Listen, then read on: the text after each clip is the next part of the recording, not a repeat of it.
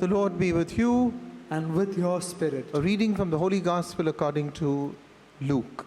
Glory be to you, O Lord. At that time, as Jesus and his disciples were going along the road, someone said to him, "I will follow you wherever you go." And Jesus said to him, "Foxes have their holes and birds of the air have nests, but the Son of Man has nowhere to lay his head." To another he said, "Follow me." But he said, "Lord, let me first go and bury my father." And Jesus said to him, "Leave the dead to bury their own dead. But as for you, go and proclaim the kingdom of God." Yet another said, "I will follow you, Lord, but let me first say farewell to those at my house." Jesus said to him, "No one who puts his hand to the plow and looks back is fit for the kingdom of God."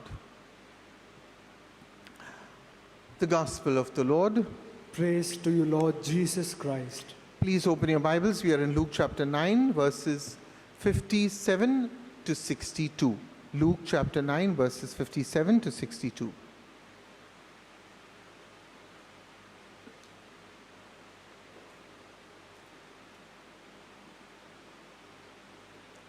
So, my dear sisters and brothers, the journey to Jerusalem is not going to be free of trials or an easy one either for Jesus or for us.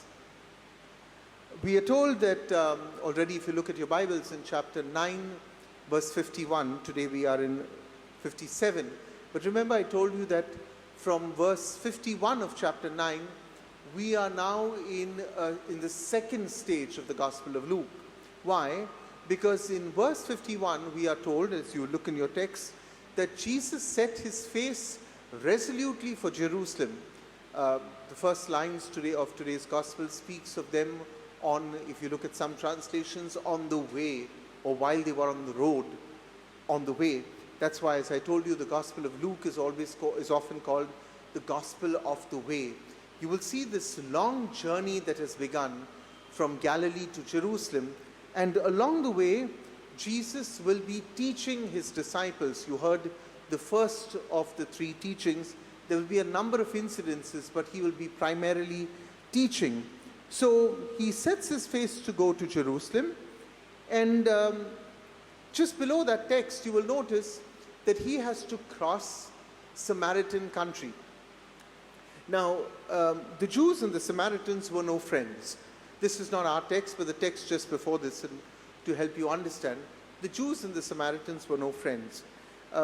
We know from history that when the people of Israel were taken into exile, first during the Assyrian captivity, and then during the Babylonian captivity, they were taken into Israel, and they were, in the Babylonian captivity, scattered all through Babylonia. If you remember, Bonnie M., that famous group, popularized a song that we used to all sing as children. Now you know my age. We used to sing that song, "By the Rivers of Babylon, where we sat down." How can we sing the Lord's song in a strange land? It was a song of the Israelites saying, how can we praise God in this strange land? What happened in that strange land? Some of them chose to be faithful to God. But there were some who decided, well, how long are we going to be here? Remember, the captivity in Babylon was 70 years. And over a period of time, they said, well, maybe God has forsaken us. And then they married others. They intermarried. And when you intermarry, especially in the Old Testament, you see that there is a corruption of faith, because your wife brings her gods to your house. And then during the prophet Haggai's time, the Persians had taken over from the Babylonians. King Cyrus allows the people to go back. Now is where the problem begins between the Jews and the Samaritans. Those who had remained faithful come back to Jerusalem. And they tell those who had intermarried, the Samaritans, you are not welcome. You were not faithful. Get lost. And so they settle in the area of Samaria. Remember, they worship on Mount Gerizim. Remember Jesus when he meets in the Gospel of John, when he meets the Samaritan woman by the well, he tells her, he says, "Woman, there will come that day when we will worship neither on this mountain nor on that mountain, but we will worship God in spirit and truth." What were the mountains he was talking about? Neither Mount Gerizim nor Mount Jerusalem, but we will worship God in spirit and truth. So we can see that there was great hostility between the Jews and the Samaritans. And Jesus, when he leaves Galilee, has a very simple choice. Either he walks right through Samaritan country, or he goes all around. It's like saying, I want to travel, for those who are from Bombay, Mumbai as we call it now, for those who want to travel from Maladies to town, well, there is one way of saying just take the highway. But then you say, I don't want to go via Andheri because there are people there I don't like. So what do? From Goregaon, you take the RA road, get onto the Eastern Express Highway and go all around the world. That's a choice you make. Jesus simply said, well, we walk through Samaritan country. And if you look at your Bibles after verse 52, you will see that they run into the Samaritans. Who? The apostles, James and John in particular. Are they welcome? No.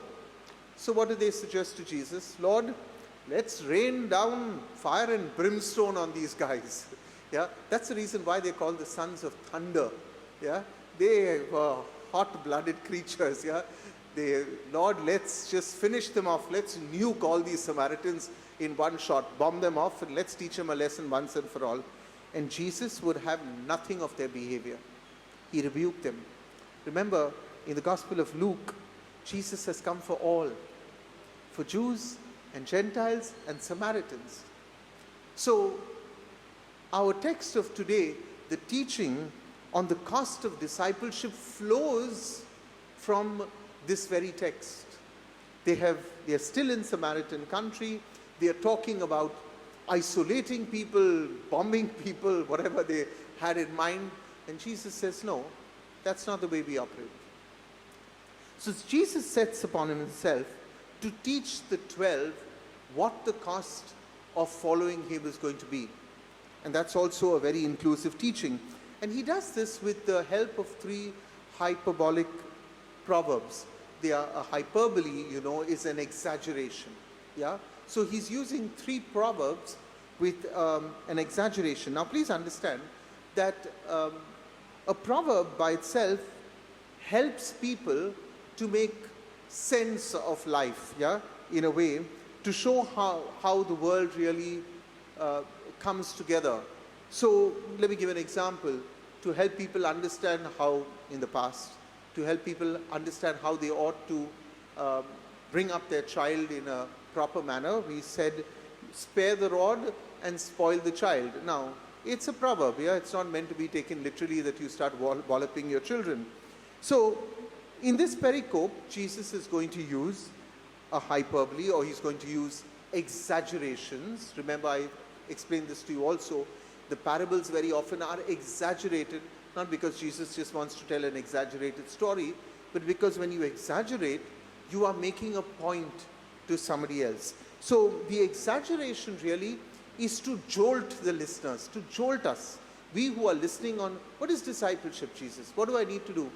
Jesus gives us a huge exaggeration to jolt us in our very staid ways of our ordered life. This is how we think discipleship is. And Jesus says, no, I'm going to jolt you. I'm going to make you get up. And I want you to view life. I want you to view existence from an entirely different angle. Jesus wants us today to look at discipleship not from the way we have grown to accept it, but from the way he meant it for us. A lot of us today have become not the disciples that Jesus willed and wished. We have got our own understanding of discipleship. So many have tried to understand also these proverbs, these 3 proverbs, literally. And they have treated them as though they must be lived exactly as said by Jesus. Now, to do that, my dear brothers and sisters, would be complete foolishness. Yeah? Because remember, I'm saying these are hyperboles, and they are proverbs. They are meant to jolt us out. They are not meant for us to take it literally. So if we take it literally, we would be extremely foolish, to say the least, because the intention of Jesus is very clear. What is the intention? Is to stress that nothing, absolutely nothing, should come in the way of the disciple, or he or she will not be able to say a complete yes to Jesus. So, no distractions. That's the point that Jesus is really making. Yeah. Now, look, discipleship is varied. I like to think that even married couples are disciples to each other. Yeah? Which means that you are 100% there for the others. Don't be distracted. If you say, I am a disciple of Jesus, yeah, I love you, Jesus, I give you, Jesus, my undivided attention. That's what it really means. So there are 3 such teachings today in today's pericope on discipleship. These are in response, if you look carefully, I purposely stress certain words, they are in response to 2 would-be disciples, people who desire to be disciples, who wish to follow him.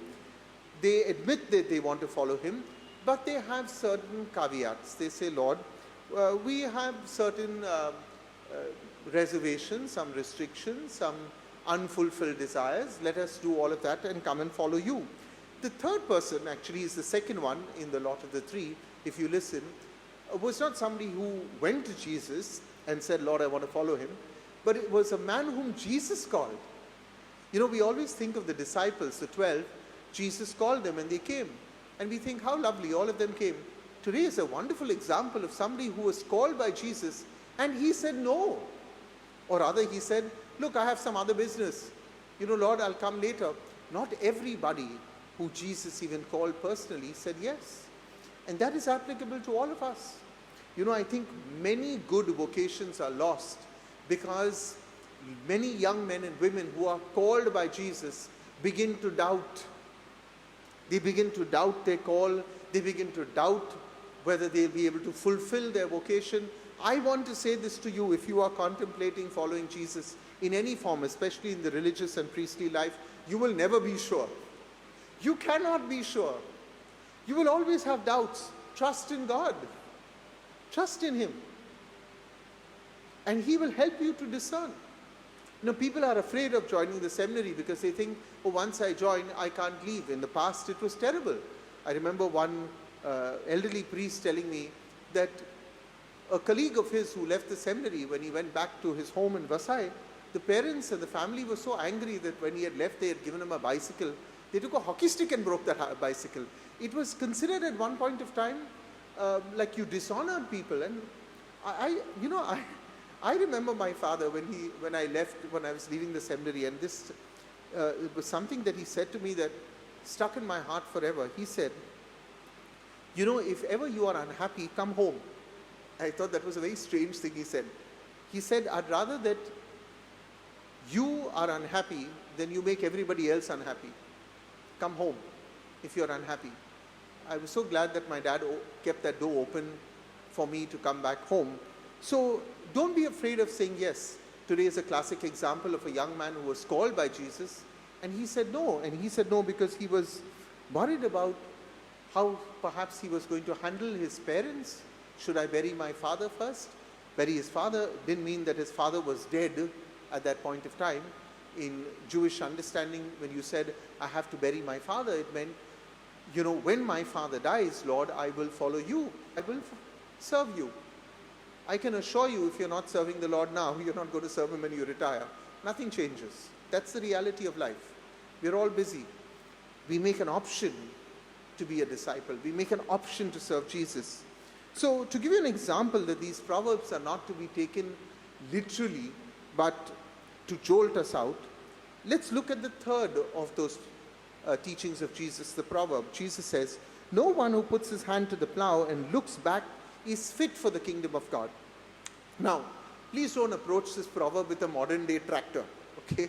You've got to approach this proverb with a Palestinian mind of the first century. How did you plow your field? You had an oxen, you had a plow, one single oxen with a plow. And what was the whole trick? The trick was dexterity and your ability to be concentrated. Why? You have to concentrate. One hand guiding the rein of the cow and the other holding the plow. Now, look what Jesus is saying. If your hand is to the plow and you look back, what do you think is going to happen? The cow is going to go in any direction he wants. And you're going to start making furrows all over the field, which is a mess. Remember, you always plow in straight lines. So what is Jesus saying? You know, it's something very similar to foolish people who text and drive. Yeah? Jesus is saying, please don't do that, because you're going to just go off the road, if not injure yourself or kill somebody else. So what is Jesus saying? The follower of the kingdom must give the kingdom his total attention. When you're driving a car, please give the road your full attention. When you're at the plow, please give this work your full attention. If your attention is still in 20 other places, you cannot serve the Lord. You cannot serve the Lord. So from these verses, we see, my dear brothers and sisters, what Jesus is really asking us. It is meant to shock us, to jar us out of our slumber. Now, perhaps we can ask ourselves this: how is my life different as a follower of Jesus than if I was not a follower of Jesus?